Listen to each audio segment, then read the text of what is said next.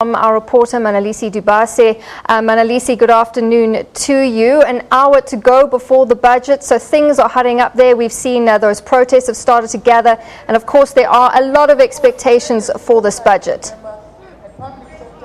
Absolutely, Natasha. I mean, it is a very, very difficult budget. I mean, the Finance Minister is bound to find money to plug the 28 billion rand budget deficits that we need for other expenditures, such as fees must fall to sponsor fees must fall campaigns and other necessary subjects. But what is even more important is that this year, unlike many other years, there won't be any winners. I mean, I think all of us will be losers, in a sense that whether you are poor, you are going to be indirectly taxed, whether you are in the middle class, whether you are you are rich, you are going to be directly taxed. So everybody is facing that circumstance of having been taxed. What was interesting, we were just in a press conference earlier on, another question that has been lingering in many people's heads was whether the Minister of Finance is still going to be here after passing this budget or reading this budget statement today.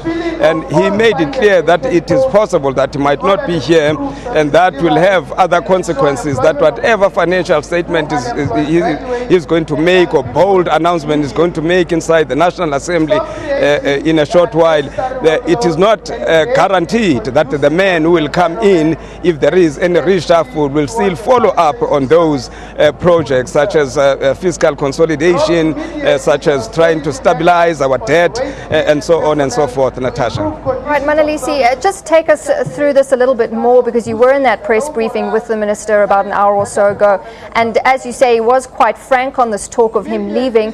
Did journalists press him on this issue? What else did he have to say about it? Well, he also mentioned a little bit trying to address the much talked about so-called radical economic transformation. And he says that without growth, there's no way that you can transform the economy, or you can change the lives for the better if radical transformation means that. He says that you need growth, and I guess that with growth you need stability and certainty, because even if you can recall that even rating agencies, they mention the issue of political stability as very crucial, for South Africa to start to realize its objectives as set out in the National Development Plan, and that could actually lead to growth. So he's made it very clear that without growth, we might as well forget, about a radical economic transformation. Very interesting, Manalisi. Thank you very much for that. Our reporter Manalisi Dubase, live from Parliament.